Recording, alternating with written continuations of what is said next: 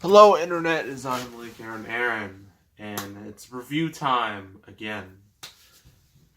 And we're doing another Ice Age again.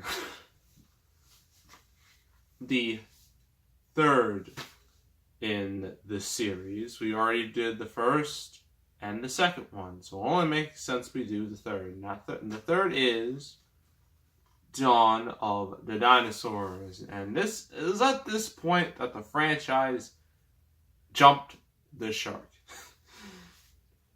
Because, last two movies were pretty consistent with the whole Ice Age theme, but then the makers of this movie were like, we need something different. I know, let's bring in dinosaurs, because that makes total sense. Anyone could tell you that the dinosaurs were extinct because of the Ice Age. So this doesn't add up. But it's a cartoon, so we're supposed to forgive it. I don't.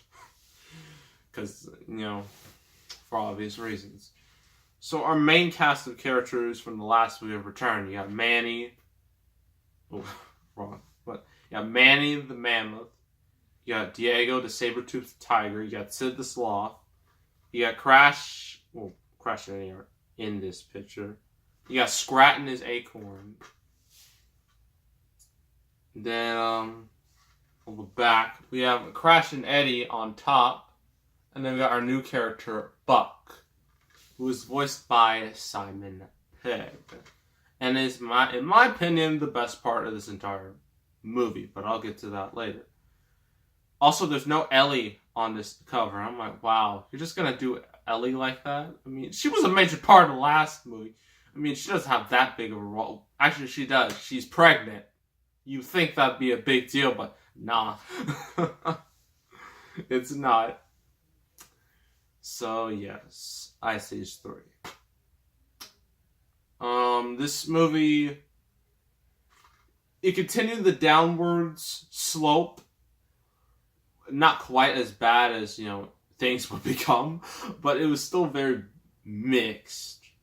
But money-wise, this movie did incredible. I mean, it did pretty good here, but overseas, it was a monster. It was an absolute monster overseas.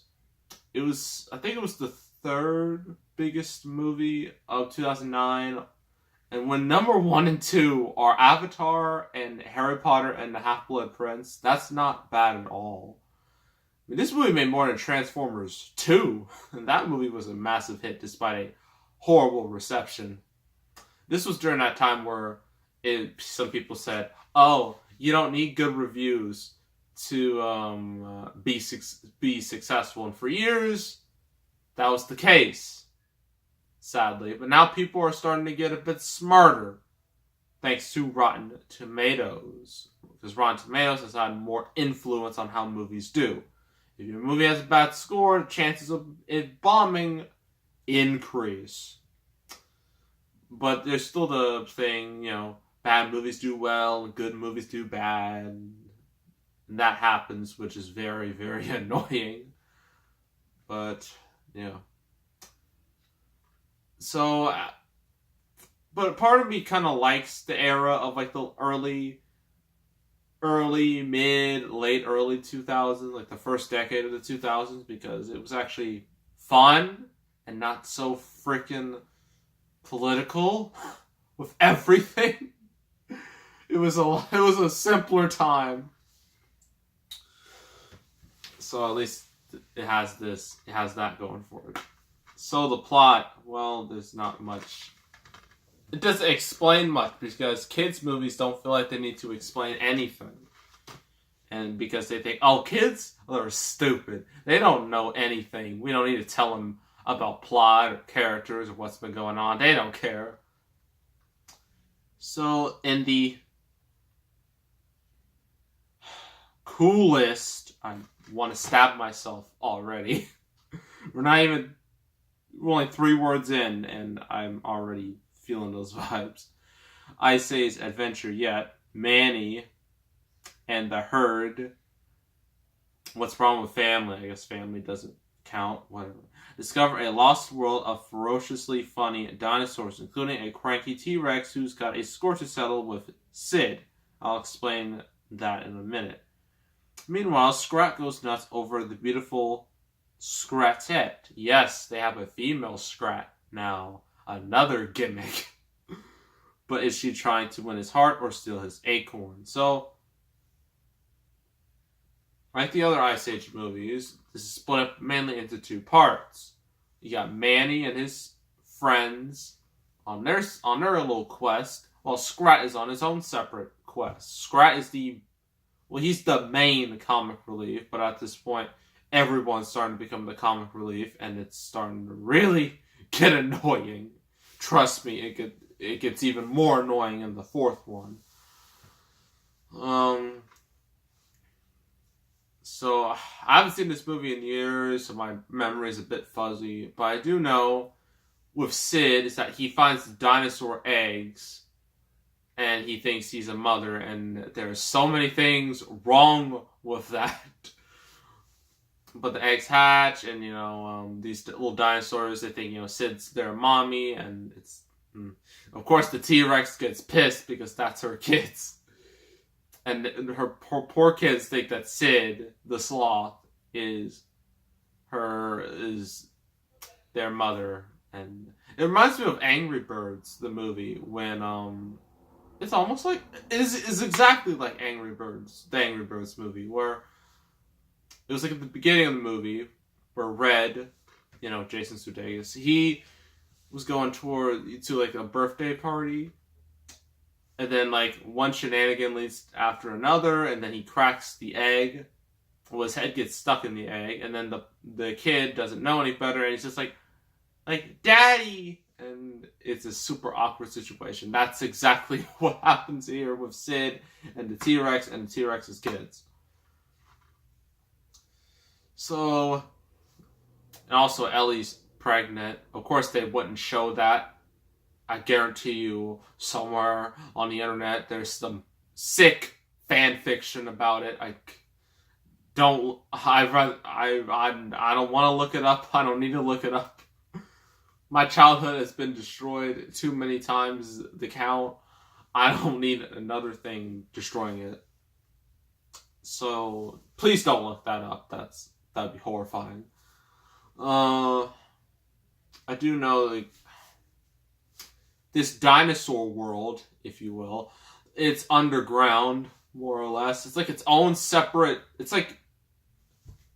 I don't understand how it would even work. It feels more like a parallel dimension than something that would just be underground. I mean, doesn't make much sense.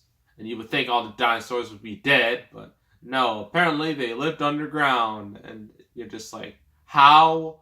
What? Why? Probably because of Scrat's antics, how he screwed up the world's development.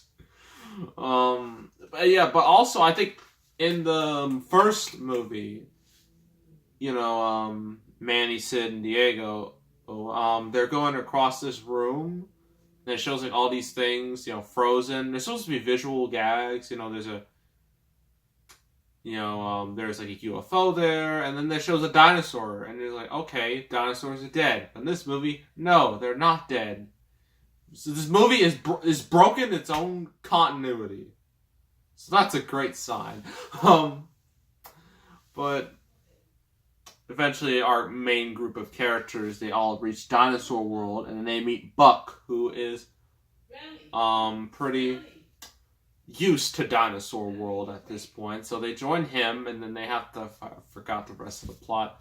Meanwhile, Scrat and Scratette, they are all... Or Scratay, whatever. They are in love, but at the same time, they want that acorn. Like, this acorn is the most... It's like, to them, it's the most important thing in the world. It's just... It goes to such a ridiculous level that they are willing to destroy anything and everything to get this acorn. It's absolutely outrageous. So, pros and cons. Pros. The animation is nice. It's much better than the first two. It's a lot smoother, which is a good thing. So there's that. Our characters are still somewhat in the likable phase, but they're slowly getting towards the annoying phase. Some faster than others. And also, this movie didn't add too many new characters, which is a good thing. All they really added was Buck, and that was it. But the fourth movie, they had too many. They had so many and to a ridiculous level, and you're just like, what am I even watching? But trust me, we're gonna get to the fourth one eventually. So cons. Story. Why? It's just, I mean, does story even matter anymore? And they really don't matter with these movies because they've kind of devolved from decent story to just a story you can write in an hour, maybe even 30 minutes. And the fact that the movie broke its own continuity, which also is a big negative. And also, Scrat, I mean, this is the only time she's in these movies, so she was just a pointless gimmick for this movie. And then she was never seen again. Scrat still is on his little adventures, so there's that. And I don't understand why... This is like a minor thing. Why is Scrat with the gang, despite the fact that he pretty much has little to no interaction with the gang throughout this entire series, and they just put him there because, why not? It's so dumb. Overall, this movie it's not good, but it's not awful either. So it's in that weird middle part. So I'm going to give it... I'm going to be a bit generous. So I'm going to give it a 5 out of 10. So this is when compared to the other Ice Age movies, we're still in the watchable phase, but that's quickly going to go away very soon. So, yeah. I would not recommend this. I would stick with the first movie and maybe the second movie and maybe even this if you're that desperate. But as a standalone, I wouldn't recommend it. So that's Ice Age Dawn Dinosaurs. Next review, I don't know. I haven't thought about it yet. So I guess it's a mystery.